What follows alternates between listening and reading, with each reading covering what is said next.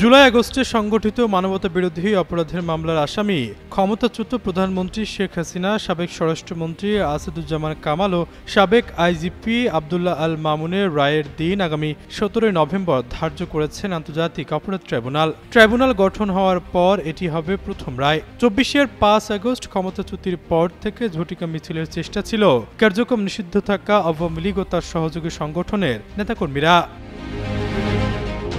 শেখ হাসিনার রায় ঘিরে প্রথমবারের মতো লকডাউনের ঘোষণা আসে। এরপর শুরু হয় চোরাগোপ্তা ককটেল হামলা আর আগুন দেওয়ার ঘটনা। ১০ নভেম্বর থেকে শুরু করে ১৫ নভেম্বর পর্যন্ত ঢাকায় অন্তত ১৪টি যানবাহনে অগ্নিকাণ্ডের ঘটনা ঘটে। এছাড়াও ককটেল বিস্ফোরণেরও ঘটনা ঘটে শহরের বিভিন্ন স্থানে। পুলিশ বলছে এসব ঘটনার পেছনে দায়ী কার্যক্রম নিষিদ্ধ ছাত্রলীগ ও আওয়ামী লীগের নেতাকর্মীরা। এমতো অবস্থায় প্রশ্ন উঠেছে, শেখ হাসিনার রায় ঘিরে কেমন থাকবে রাজনৈতিক অঙ্গন? বিশ্লেষকদের শঙ্কা, সামনের দিনগুলোয় দলটির এমন নাশকতার অপচেষ্টা আরও বাড়বে। পরিস্থিতি অস্থিতিশীল করতে বিপুল অর্থ ব্যবহারের শঙ্কাও করছেন তারা। রাজনৈতিক বিশ্লেষক আলতাফ পারভেজ বলেন, সামনের দিন এরকম কর্মসূচি আরও আসবে।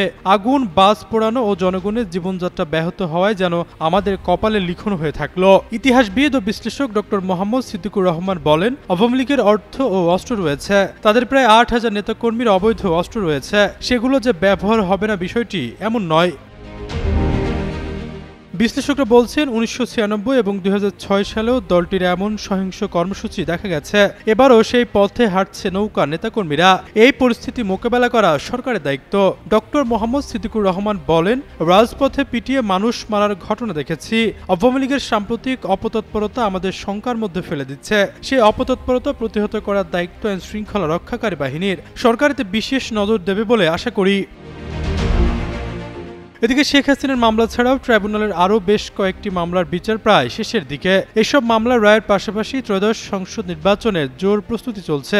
এতে সংকট ঘনীভূত হওয়ার শঙ্কা দেখছেন বিশ্লেষকরা। আলতাফ পারভেজ বলেন, আগামীতেও আওয়ামী লীগ কর্মসূচি দেবে, অন্য দলগুলো তাতে বাধা দেবে।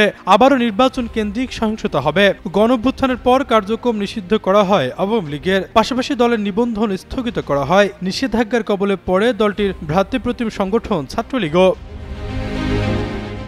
আশরাফুল ইসলাম, যুগান্তর নিউজ।